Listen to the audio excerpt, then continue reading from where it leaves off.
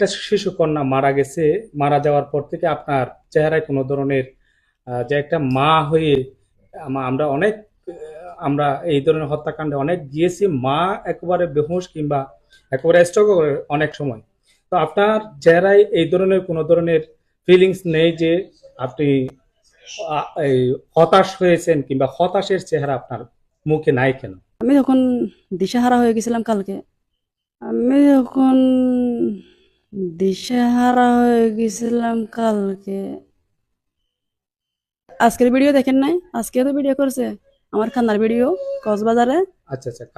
আজকের ভিডিও দেখেন নাই? আজকে তো ভিডিও করছে আমার খান্নার ভিডিও কক্সবাজারে। আচ্ছা আচ্ছা। আচ্ছা, আপনার এখন কেমন লাগছে যে মেয়ে যে আজকে নেই, কালকে তো মা বলে ডাকছিল, আজকে কেমন লাগছে আপনার? আজকে মনে মনে হচ্ছে আমার মেয়ে আর নেই, মেয়ে আমি বিবাহ দিয়ে দিছি।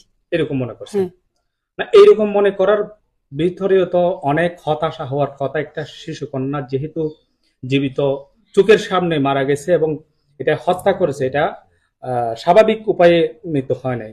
তো সে আপনার ফিলিংস হওয়ার কথা খুবই মর্মান্তিক কিংবা আপনার খুব হতাশ হওয়ার মৃত্যু কথা। বাড়িতে জিজ্ঞেস করে দেখেন। চাঞ্চল্যকর ঘটনা।